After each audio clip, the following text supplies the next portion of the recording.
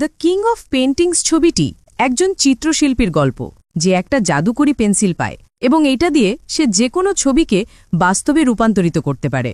গল্পটি শুরু হয় জুয়ান নামের একটি দরিদ্র সংগ্রামী যুবককে দিয়ে, যার অ্যাপার্টমেন্টের ভাড়া দেওয়ার সামর্থ্যও নেই। সে একজন চিত্রশিল্পী হিসেবে কাজ করে এবং তার শিল্পকর্ম থেকে অল্প কিছু টাকা আয় হলেও খুব বেশি কিছু আসে না। আমরা তাকে রাস্তায় বসে একটি সুন্দরী মেয়ের প্রতিকৃতি আঁকতে দেখি। যখন সে কাজ শেষ করে তখন সে শিল্পকর্মটি দেখে অবাক হয়ে যায়, কিন্তু যখন সে একটি নতুন ছবি আঁকতে শুরু করে ঠিক তখনই একটি বিলাসবহুল গাড়ি এসে থামে। ভেতরে গ্রামের সবচেয়ে ধনী ব্যক্তিটি। জুয়ান অবাক হয়ে যায়, এই লোকটির সাথে আর কেউ নয়, বরং জুয়ানের প্রাক্তন বান্ধবীও রয়েছে। ধনী লোকটি ইচ্ছাকৃতভাবে তার সামনে জুয়ানকে অপমান করে।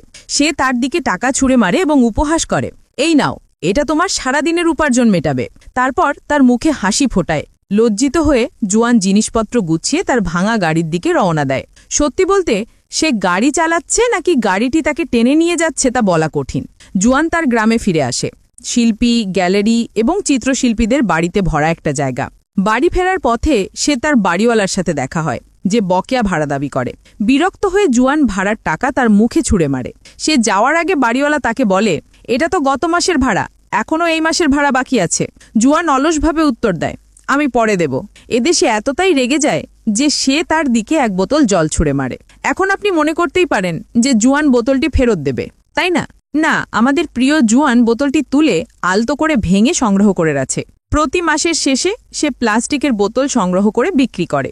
বাড়িওয়ালা জুয়ানের প্লাস্টিক এবং ক্যান সংগ্রহ করা দেখে উপহাস করে। তারপর জুয়ান তার স্বপ্নের গ্যালারি পরিদর্শন করে, যেখানে সে একদিন তার শিল্পকর্ম প্রদর্শন করতে চায়। প্রতিদিনের মতো সে গ্যালারির মালিকের কাছে তার শিল্পকর্মের পৃষ্ঠপোষকতা করার জন্য অনুরোধ করে।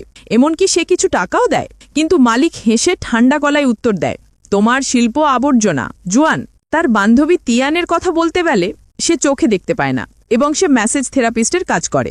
দুর্ভাগ্যবশত এই চক্করে তাকে হয়রানির শিকার হতে হয়। সেখানকার লোকেরা তার অন্ধত্বের সুযোগ নেয়। একদিন জুয়ান তাদের হয়রানি করতে থাকা লোককে ধরে ফেলে। সে তাদের বলে সে ঠিক কি করেছিল তার সাথে, এবং সে আশা করে যে ওরা তাদের কৃতকর্মের জন্য অনুতপ্ত হবে। কিন্তু পরিবর্তে তারা দল বেঁধে তাকে মারধর করে। মারধরের পর জুয়ান এবং তিয়ান অ্যাপার্টমেন্টে যায়, সেখানে সে তার ক্ষতগুলির চিকিৎসা করে। জুয়ান অতিরঞ্জিত করে বলে, আমি তাদের সকলকে অনেক মারধর করেছি। তিয়ান বলে, হ্যাঁ, আমি মারধরের যন্ত্রণায় তাকে চিৎকার শুনতে পেয়েছি। সে জানে না এটা আসলে জুয়ানের চিৎকার ছিল। জুয়ান তখন তাকে একজোড়া জুতো উপহার দিয়ে অবাক করে দেয়। সে এগুলো খুব পছন্দ করে এবং তারা কিছুক্ষণ একসাথে নাচে। আর ঠিক যখন জুয়ান তার মুখে মুখ দেওয়ার জন্য ঝুঁকে পড়ে, মুখে মুখ দিচ্ছে কেন ভুলেও জিজ্ঞাসা করবেন না, তখন সে হঠাৎ করে ঘরের ভেতরে অন্য কারোর কথা শুনতে পায়। সে জিজ্ঞাসা করে, কে? জুয়ান দ্রুত বলে, শুধুমাত্র একজন বন্ধু যাকে বের করে দেওয়া হয়েছে, সে আমার সাথেই থাকে। সে তার বন্ধুকে চোখ বন্ধ রাখতে বলে, কিন্তু তিয়ান অস্বস্তি বোধ করে এবং চলে যায়। পরে জুয়ান এবং তার বন্ধু ছাদে কিছু লাল পানি পান করতে যায়। তারা এত মাতাল হয়ে যায় যে তারা অজ্ঞান হয়ে যায়। এরপর হঠাৎ একটি মহাকাশযান উপস্থিত হয়ে তাদের উপরে। জুয়ান অবাক হয়ে জেগে ওঠে এবং তার বন্ধুকে জাগানোর চেষ্টা করে। মহাকাশযানটি তাদের পাড়ার ঠিক ওপরেই ঘুরে বেড়ায়। জুয়ান একটি মেয়েকে মহাকাশযানটিকে বেরিয়ে আসতে দেখে। সে দেখতে কার্টুন ক্যারেক্টারের মতো ছিল এবং সে তার সাথে নেমে আসা আরও দুজনের দিকে ইশারা করছে। মনে হচ্ছে তারা ছবি তুলতে এলাকায় এসেছে। জুয়ান তাদের ছবি তোলার চেষ্টা করে, কিন্তু বোকাটি ভুলে যায় যে ফ্ল্যাশ চালু ছিল। তাই এলিয়েন্সরা তাকে দেখতে পায় এবং কয়েক সেকেন্ডের মধ্যে তাদের জাহাজের সাথে অদৃশ্য হয়ে যায়। কিন্তু জুয়ান লক্ষ্য করে যে তারা কিছু একটা ফেলে দিয়েছে।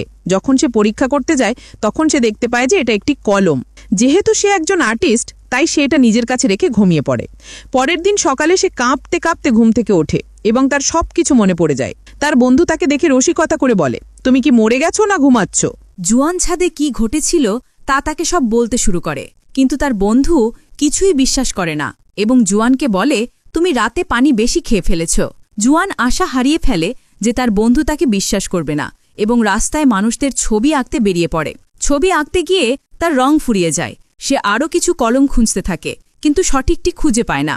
তারপর সে গত রাতের এলিয়েন কলমটি দেখতে পায়।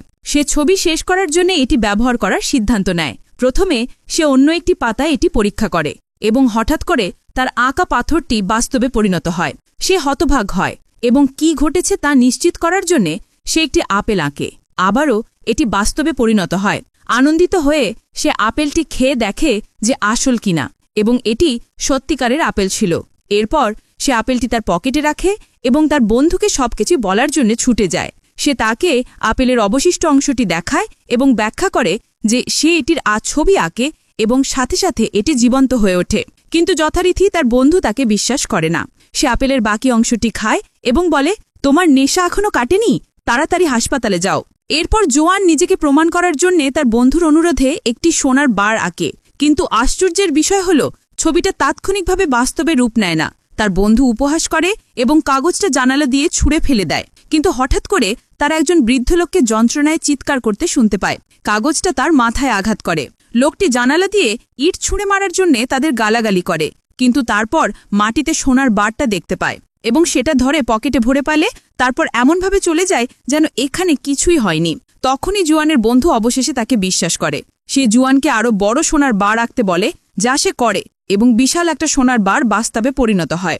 এটা দেখে তারা দুজনেই অবাক হয়ে যায়। যেহেতু তারা ছোট্ট একটা ঘরে থাকে, তাই জুয়ান একটি বিশাল প্রাসাদ আঁকার সিদ্ধান্ত নেয়। সে এটি আঁকতে থাকে এবং হঠাৎ করেই শহরের মাঝখানে বিশাল প্রাসাদটি তৈরি হয়ে যায়। এটা দেখে লোকেরা হতবাক হয়ে যায় এবং কিছুক্ষণ পরে পুলিশ আসে। তারা বলে, আমরা মাত্র 5 মিনিট আগে এখানে ছিলাম এবং এর মধ্যেই রাস্তার মাঝখানে বিশাল প্রাসাদটি জাদুর মতো তৈরি হয়ে গেছে। অফিসাররা প্রাসাদের দরজা খোলার চেষ্টা করে এবং তখনই জুয়ান এবং তার বন্ধু বুঝতে পারে যে তারা একটা বড় ভুল করেছে। জুয়ান অঙ্কনটি মুছে ফেলার চেষ্টা করে, কিন্তু কিভাবে তা জানে না। তারপর সে কলমের উপর একটি বোতাম দেখতে পায়। ছবি মুছার জন্য সে তাতে চাপ দেয় এবং সাথে সাথে প্রাসাদটি সবার চোখের সামনে থেকে অদৃশ্য হয়ে যায়। আবারও লোকেরা বাকরুদ্ধ হয়ে যায়। এরপর ঘরে ফিরে জুয়ানের বন্ধু তাকে বলে, আমাদের টাকা আঁকতে হবে, কমপক্ষে 20 কোটি। সে নিজে এটি করার চেষ্টা করে, একটি সংখ্যা আঁকে, কিন্তু এটি টাকায় পরিণত হয় না, কেবল একটি ভাসমান বাস্তব সংখ্যাই থেকে যায়। এরপর জুয়ান কলম নেয় এবং দক্ষতার সাথে নগদ টাকার স্তূপ আঁকে এবং কয়েক সেকেন্ডের মধ্যেই ঘরটি এত টাকায় ভরে যায় যে এটি তাদের সম্পূর্ণরূপে হতভম্ব করে দেয়। পরে ভবনের মালিক এসে শিল্পীদের নোংরা জিনিসপত্র বাইরে রেখে যাওয়ার জন্য ধমক দেয়। ভাড়া না দেওয়ায় তাদেরকে বাড়ি খালি করে দিতে বলে। কিন্তু হঠাৎ জুয়ান এবং তার বন্ধু জোকারের মতো পোশাক পরে উপস্থিত হয়, যেগুলো সেখানে ধনী ব্যক্তিরা পরে। জুয়ান বিপুল পরিমাণ নগদ টাকা বের করে বাড়ি মালিককে বলে, এই নাও আগামী 100 বছরের জন্য ভাড়া। বাড়ি মালিক হতবাক। জুয়ান এত টাকা কোথা থেকে পেল তা সে জানে না। এরপর প্রতিবেশীরা তাকে 3টি বিলাসবহুল গাড়িতে দেখতে পায়, যেখানে মেয়েরা তাকে আপ্যায়ন করে এবং রসিকতা করে।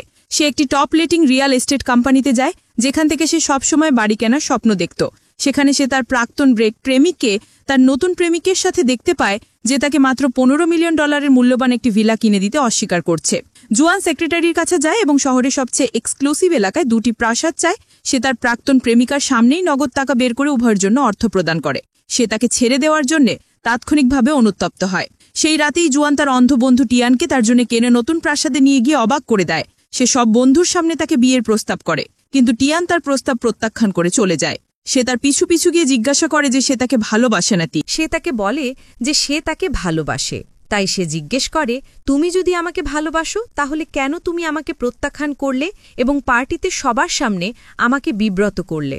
মেয়েটি উত্তর দেয় যে সে এটা তার নিজের ভালোর জন্যই করেছে, কারণ যদি তারা বিয়ে করে তাহলে সে সারা জীবন ধরে লজ্জা পাবে, যেহেতু সে অন্ধ এবং জুয়ান ধনী। সে তাকে বলে যে সে ধনী নয়, সে তাকে ভিন্ন গ্রহীদের কাছ থেকে আসা জাদুকরী কলমের গল্প ব্যাখ্যা করে। যখন তিয়ান জাদুকরী কলমের কথা শোনে, তখন সে তাকে তার জন্য একজোড়া চোখ আঁকতে এবং সেগুলোকে বাস্তবে পরিণত করতে বলে, যাতে সে দেখতে পারে।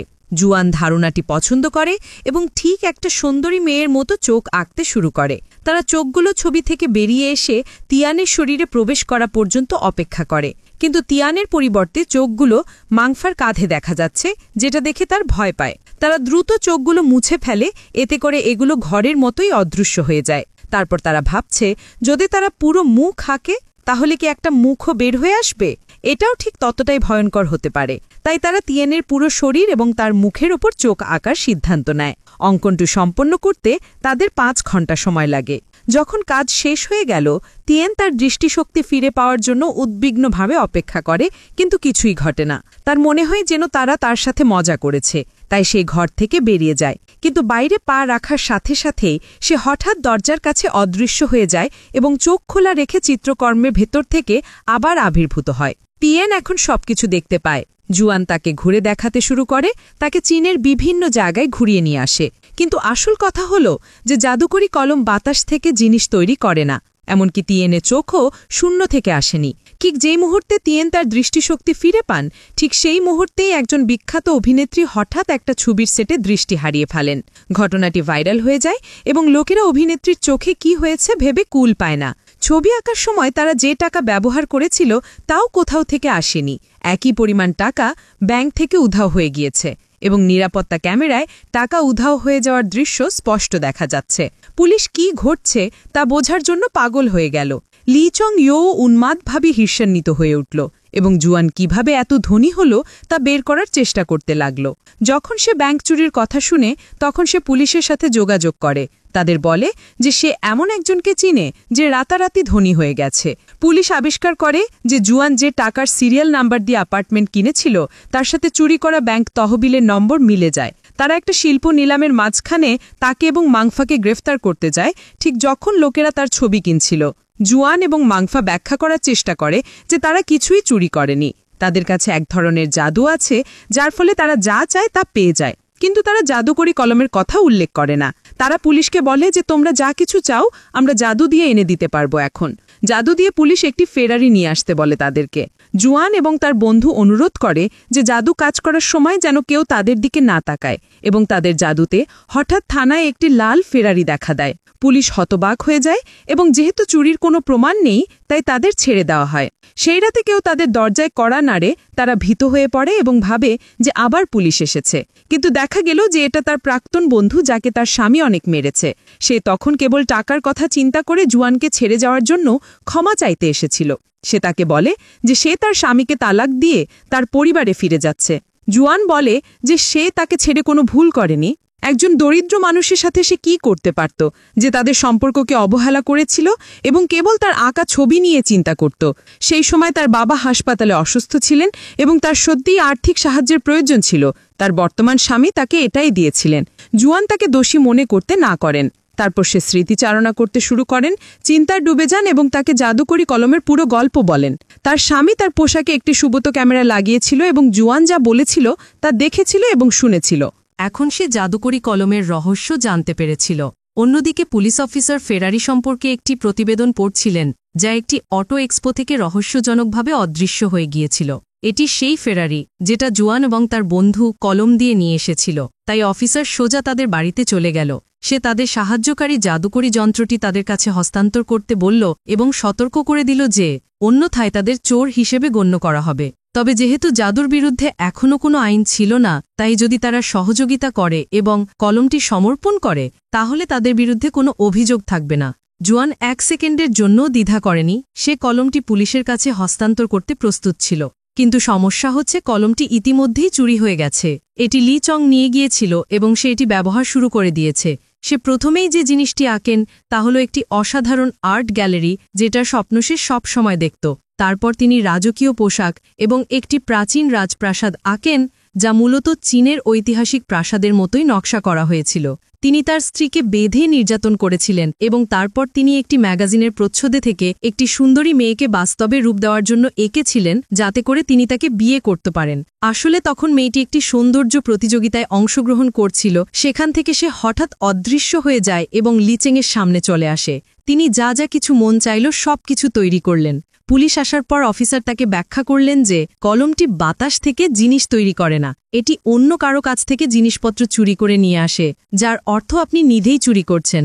সবকিছু সত্ত্বেও লিচেং এখনও জোর দিয়ে বলেন যে তিনি কোনো ভুল করেননি, তিনি কেবল ছবি আঁকেন।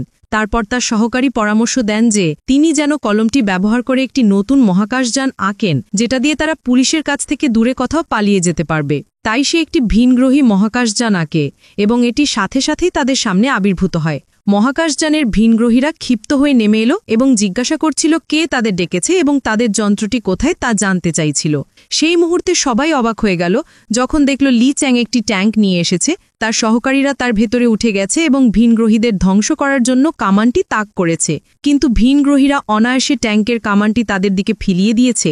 আর এতে এটা স্পষ্ট হয়ে গেল যে তাদের শারীরিক শক্তি মানুষের চেয়ে বেশি। তারা লি চ্যাংকে তার কৃতকর্মের শাস্তি হিসেবে মারধর করেছে। অবশেষে সে আত্মসমর্পণ করে এবং তাদের যন্ত্রটি ফিরিয়ে দেয়, কিন্তু একজন ভিনগ্রহী অত্যন্ত রেগে যায়। আসলে যন্ত্রটিকে সাধারণ কলমের মতো করে দেখানোর জন্য পরিবর্তন করা হয়েছে দেখে সে রেগে গিয়েছিল। সে লি চ্যাংয়ের মুখের কাছে এটি ধরে উত্তর চাইল জুয়ান এগিয়ে এসে স্বীকার করল যে সে নিজেই যন্ত্রটিকে কলমের মতো করে তৈরি করেছে, এর সাথে লি চ্যাংয়ের কোনো সম্পর্ক নেই। ভিনগ্রহীরা হুয়ানের সততা এবং বিবেক দেখে মুগ্ধ হয়েছিল। সে বলল যে এই গ্রহটি তাদের গ্রহের মতোই, যেখানে মন্দ এবং ভালো উভয়ই রয়েছে। তারা সিদ্ধান্ত নিল যে তারা তাদের যন্ত্রটি নিয়ে শান্তিপূর্ণভাবে চলে যাবে, কিন্তু তারা যাওয়ার আগে জোয়ান এলিয়ানের কাছে শেষ একটা অনুরোধ করল। সে বলল কলম দ্বারা তৈরি সবকিছু যেখানে থেকে এসেছে সেখানে ফিরিয়ে দিতে। এলিয়ান রাজি হয়ে গেল এবং ঠিক যেইখান থেকে সবকিছু এসেছে সেখানে সবকিছু ফিরিয়ে দিল, এমনকি তিয়ানের চোখ, প্লাম্বিং পাইপ এবং লি চ্যাং এবং তার সহকারীরা যে পোশাকগুলি এঁকেছিলেন সবই ফিরিয়ে নেওয়া হলো। এলিয়েনরা লক্ষ্য করল যে এলাকাটি পুলিশের গাড়ি এবং হেলিকপ্টারে ভরে যাচ্ছে। পরিস্থিতি বিপজ্জনক হয়ে উঠছিল। অন্যদিকে যেহেতু তাদের মহাকাশযানটিও তার আসল অবস্থানে ফিরে গিয়েছিল, তাই তাদের আর চড়ার মতো কিছুই ছিল না। তাই মানুষ তাদের ধরে ফেলার আগে ভিনগ্রহীরা বিদ্যুৎ গতিতে পালিয়ে যায়। এরপর পুলিশ লি চ্যাং এবং তার সহকারীদের ম্যাগাজিন থেকে তোলা এবং জিম্মি করে রাখা সুন্দরী রানীকে অপহরণের অভিযোগে গ্রেপ্তার করে। লি চ্যাংয়ের স্ত্রীও এগিয়ে এসে জুয়ানের কাছে ক্ষমা চেয়ে বলেন তিনি জানত না যে তার পোশাকে একটি গোপন ক্যামেরা ছিল এবং এগুলোর সাথে তার কোনো সম্পর্ক ছিল না। আর এর সাথে সাথেই জাদুকরি কলমের গল্পটির সমাপ্তি ঘটে।